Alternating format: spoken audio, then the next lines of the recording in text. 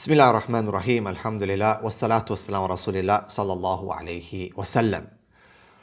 May Allah subhanahu wa ta'ala bless all of you. This is Gabriel Romani for myteskia.com.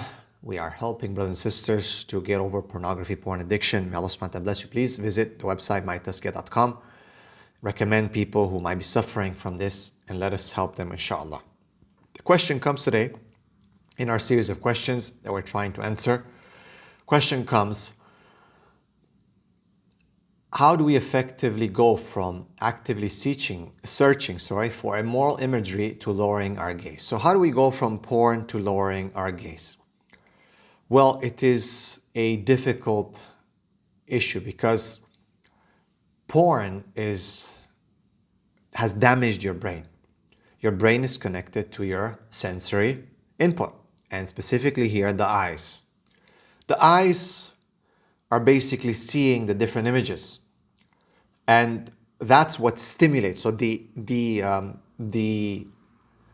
sensory information enters, it's signaled to the brain translates that and releases the dopamine, the brain reacts to it, the body feels pleasure, and so on. It's a complicated process, right? But it's basically like a message that's sent on a certain route, and it goes through different filters, different, let's say, airports. Okay, gets processed, right? Everyone puts kind of like a stamp on the package, so now it's not the same as it was sent. There's all kinds of stamps on it, so it gets changed, and then until finally it reaches, its destination, where it's kind of open and you get happy with what's in the package, right? So that's kind of like how your brain reacts, right, when it sees pornography. So it's quite difficult from that change that's going to happen, that rewiring, because you keep getting these rewards, these packages, these gifts, and your brain gets happier and happier. But at one point, it's like, okay, the package is not enough. I'm not happy with what I'm receiving. I want more. Give me more. Give me more expensive, more things, different things, so I can be more happy, right? So that changes your brain. Now, going outside, for example, and seeing a beautiful woman or whatever, it's one of those small, bits of this kind of information, this kind of reward that will stimulate you. So we tend to look and to stare. And the Prophet ﷺ clearly said that it has to be an active effort, say to the believing men, to lower their gaze. Let them lower their gaze and protect their chastity. And then وَقُلْ لِلْمُؤْمِنَاتِ, and say to the believing women. So believing women, men are addressed first. Men are more visual, men are the ones who do it more. But women do it as well, so women are addressed second as well. The eye is the portal to your heart, to your soul, to your brain, to everything. So the Prophet ﷺ told us clearly, it has to be a mujahada, a proper struggle to literally lower your gaze. Meaning you do not allow yourself to be exposed to this. It is not an easy thing, because your body reacts and puts you in that state where you just need it. You need to get it. You feel so low. You need that dopamine high. You feel so low without it. And that's the other issue with this desensitization. The abstinence from pornography is going to make you feel depressed, because dopamine levels are not stimulated by just normal things anymore. Normal activities that might have stimulated it before, right? Your tolerance level has increased, so that means it accepts more. And the level is lower. It's like having this big tub, and the pressure, like you put, water in it, and the capacity is huge now, right? So there's not a lot of pressure in it, right? But when there's a lot being put, so you have to add more for it to have pressure. Let's say there's a pressure system in it, but it needs more water. If it's just at the bottom, there's nothing, no steam will come out. When you add more, steam will finally come out, right? So you feel depressed because there's nothing stimulating. So you're abstaining from pornography. You're abstaining from looking at women on the street. You feel depressed. You feel anxious. You feel low. You don't feel like, waking up, you don't feel like doing your work, you don't feel like doing your school, you might even have suicidal thoughts. You don't want to talk to people, you are in a very, very irritable state, and you're just not happy, you're miserable. So guess what happens? Relapse. Most people will run to relapse. They cannot last for more than a few months. Some people can do 4 months, 6 months. SubhanAllah. There might be exceptions here and there, people going over a year, but most people relapse. And us working with them, we know that. Most people relapse because these solutions, us talking about it and giving you a theory and making you understand, no fapping, just abstinence, all these, in the end, they are temporary solutions. We are avoiding, delaying the greater solutions, which is, as I said before, real intimacy and real sex, real marriage, making love, the connection, the spiritual, emotional connection with another person. That's what's going to be the pure cure. But it shouldn't even be the cure. It should be the norm from before. But you see, again, the societal changes have led us to delay marriage. The availability of the mobile phone and pornography is so easy to get it on the phone, right? Even if you put application limitations, always bypass. If someone wants to bypass, they will bypass. So the Prophet ﷺ, when he said, when Allah subhanahu wa ta'ala tells lower your gaze, it's literally like this active, on the spot type of behavior. It's just a cut. No, I'm not gonna look. Just literally physically, you lower your eyes. Same thing, whatever comes online, whatever you see.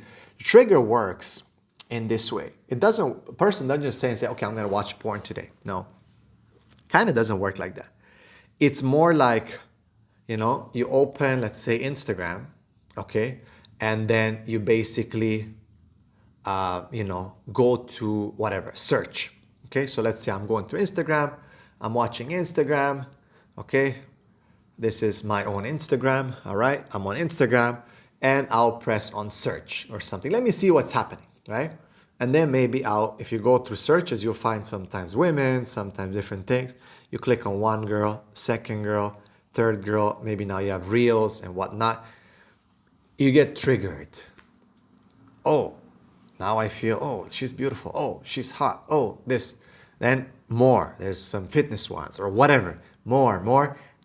Then you basically, it's not enough. So the dopamine levels are playing with you. They are pinching you, but it's not enough. You're like, okay, I need more. So now you switch to something different, right? You go to the porn, and then even within a porn session, you might go from one genre to another one to get more.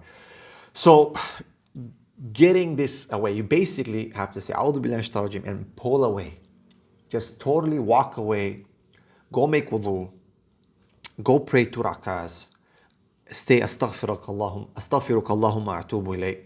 Make istighfar continuously and tawbah.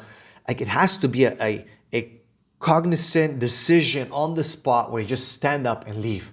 Or you just close the channel. Or you just, you remind yourself with that Allah is telling the Prophet وَقُلْ لِلْمُؤْمِنِينَ يَغُضُّ مِنْ أَبْصَارِهِمْ وَيَحْفَظُ فُرُوجَهُم, and tell the believers to lower their gaze and to guard their chastity, right? It's like Allah is telling the Prophet to tell you. And it's like literally, يَغُضُّ مِنْ أَبْصَارِهِمْ, like they have to lower their gaze from their gaze. So you just totally cut it. You don't allow yourself to click to start. Shouldn't be. Even if you started, let's say 5 seconds, you looked at it, you saw it, right away, head down, close. No, you remember this ayah and you stop. Of course, adding to this, the therapy and the program is, again, something that we do. But if you can stop it there at the beginning by just leaving it, like literally actively getting up and getting out of there, you're done, then this is the best for you. Lower your gaze like you would do on the street. Just say, A'udhu billahi minash shaitanir rajim. With time, what happens of you not being exposed to that, not only does Allah subhanahu wa ta'ala help you and support you, but you're basically building back that confidence. The lack of exposure is going to help your brain starting to recover. It's going to help you with the recovery process. You have to be careful, right? Allah will help you when you leave something for His sake. Shaitan will help you when you leave the things that Allah told you to do, the rules of Allah, in disobedience basically. So with lowering the gaze, Shaitan loves it. He's going to keep feeding that to you. That look, look, look, and look. Look and look more. But you have to basically tell yourself, no, I'm not going to look. It is an issue of character as well. And that's why even our program, we focus not only on, okay, we're just going to give you some apps and you're just going to talk to some people and that's it. No, we focus on your lifestyle. We focus on your character. We focus on your schedule. We focus on your personal and professional development, because that's basically what will stop you. It's your ethics and morals from Islam, of course, that you accentuate and you practice throughout your life that will stop you in the end, right? You taking that decision to lower your gaze comes from the order of Allah and from that emphasis on the ethics, the personal ethics and morals that you have for yourself.